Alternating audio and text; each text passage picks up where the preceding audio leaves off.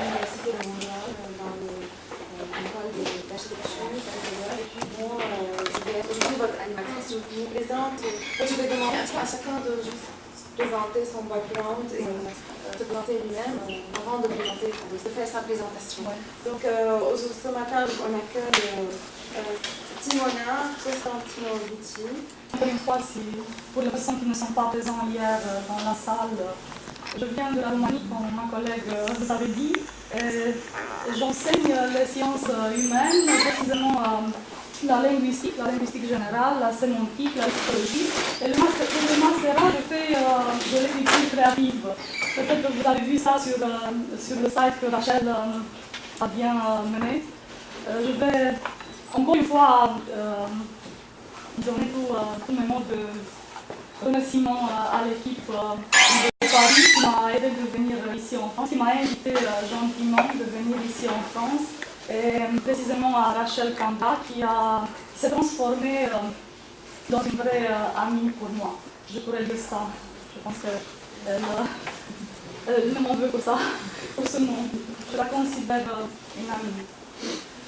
Oui, le titre de ma communication peut sembler détaché hors de cette conférence, mais je crois qu'il s'intègre très bien dans la thématique générale. Les libertés de la communication, et j'ai mis un sous-titre le monde est vivant, le monde des sciences et des pièges du virtuel. Pourquoi? Parce que dans le monde du virtuel, dans cet espace, dans cette dimension, tous ces gens peuvent se rencontrer dans une manière ou dans une autre.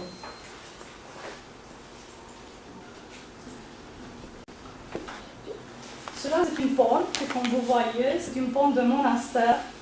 Je l'ai pris de l'internet. C'était une porte qui était postée sur un blog d'un moine, un moine qui est bien connu en Roumanie. Son nom, il s'appelle Sabat Vachevoy. Il a été au début écrivain et puis il s'est transformé en moine. C'est un trajet, un parcours très intéressant. Un moine moderne, postmoderne, parce qu'il fait aussi de la critique d'art. Il fait de la science, donc il n'a pas quitté les armes de l'homme de science. Et pourquoi une porte? Vous demandez peut-être pourquoi j'ai mis dans la première page une porte. Parce que le virtuel, le monde, cette dimension du virtuel, implique cette ouverture ou fermeture. On entre où? Dans quel monde? On sort où? Donc on est partagé entre deux dimensions. Et l'esprit est où? C'est ça la question. On le laisse, la sensibilité, l'humanité, on les porte avec nous, toutes ces notions, on les quitte quand on entre dans le monde du virtuel. Je pose cette question. Parmi les sciences exactes, je considère que l'informatique est sans doute une science très élaborée, mais aussi très sympathique, parce qu'elle permet à tout, sans inhibition, d'entrer dans son espace.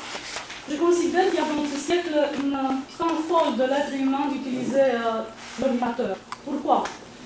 Parce que c'est une technique qui offre beaucoup de choses, puis c'est le besoin foncier de l'être humain de jouer. On joue. Tout d'abord, on joue comme enfant. Ma fille joue, elle joue avec l'ordinateur. Et on garde ça toute la vie. On est des êtres qu'on joue. Si peut-être ça ne nous plaît pas toujours de dire ça. Mais quand on apprend quelque chose, on joue. Je crois ça. On joue avec notre mémoire, avec nos informations, avec tout ce qu'on a gagné au cours d'une vie. Puis le besoin de nous informer tout le temps, c'est vrai. Le besoin de communiquer rapidement dans ce siècle, d'établir une vraie liaison entre nous et les autres. Je pose la question, c'est une vraie liaison toujours?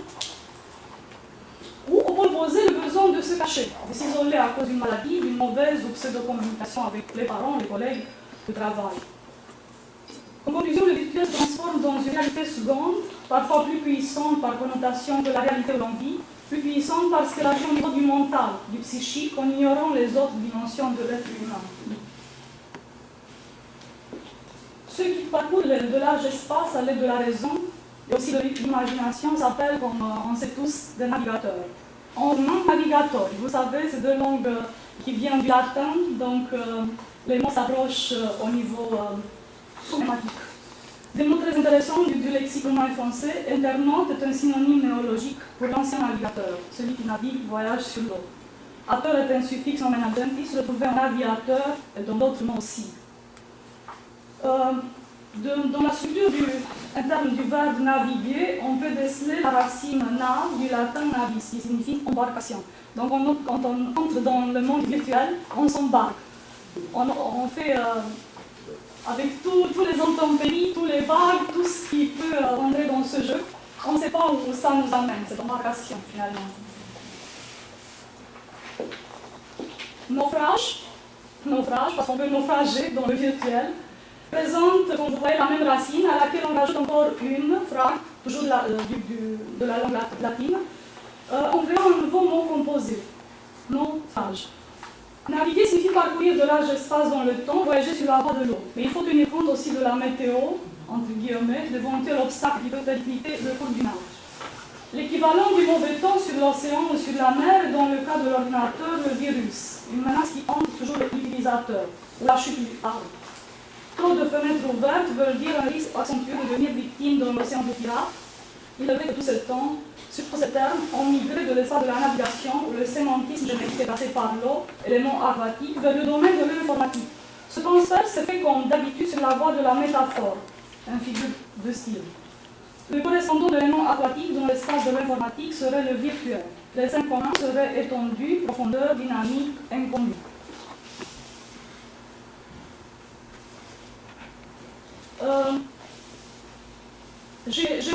Par la suite, j'ai mis une citation d'un homme de culture roumaine qui est très bien connu chez nous, mais malheureusement pas peut-être à l'étranger, qui dit « L'Internet est sur la mesure de ceux qui croient que être cultivé signifie à proprement dit savoir.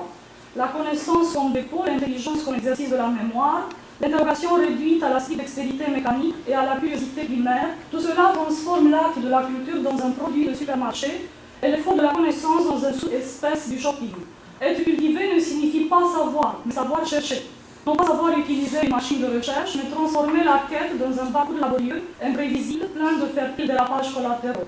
Ta culture ne t'enrichit pas par ce qu'elle te livre expressément, mais par l'aventure du chemin, par le baroque de tâtonnement. La culture est la faculté de décider ce qu'il faut faire quand tu ne sais pas quelque chose. Comment poser la question, à quelle porte frapper, dans quel horizon se placer. La culture t'enrichit parce que tu apprends sans avoir cherché directement. Bref, la culture tient plutôt de l'inspiration et de la fébrilité spirituelle que d'un zèle cumulatif. La danse est plus proche de sa nature que le travail consciencieux et l'acquisition avide.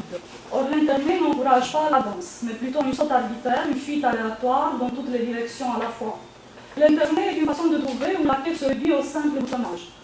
Ce qu'il y a de grave, c'est qu'en trouvant si facilement, on commence à s'imaginer que l'on détient, à vrai dire, ce qu'on a trouvé. L'imposture est ainsi la cause ou la perte sous-jacente de la culture d'Internet. La chose acquise sans effort, l'appareil d'information vivant sur un parfait vide cognitif, la science mal assimilée sans être organiquement acquise, crée l'impression pénible de faux, de la géométrie maladroite. La tricherie intellectuelle n'est nulle part plus à l'aise que dans l'espace de la culture d'Internet. Ces champions trompent le monde entier, mais en même temps ils se trompent eux-mêmes. Ils commencent à croire qu'ils savent qu'il émane des odeurs subtiles, lorsqu'en fait, ils sentent la boule à distance.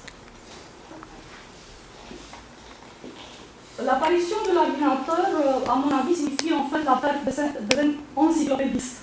À quoi bon si l'ordinateur nous permet sans cesse d'être bien informés, nous donne tous les détails d'un thème sollicité? La mémoire devient une annexe dont on peut facilement s'en débarrasser. Les maladies du siècle, parmi lesquelles figure la feuille d'Alzheimer, sont dues à l'inactivité de l'organisme intellectuel, physique. Si la mémoire n'est pas sollicitée, exercée, elle perd son statut, s'annihile, se meurt. Si les muscles ne sont pas utilisés, ils deviennent inertes, immobiles. Le dynamisme des muscles et de la mémoire du corps entier signifie le dynamisme de la vie. J'ai eu un professeur à la fac de linguistique qui m'a enseigné que la mémoire, c'est notre plus forte arme de lutter contre le vide existentiel. Il venait au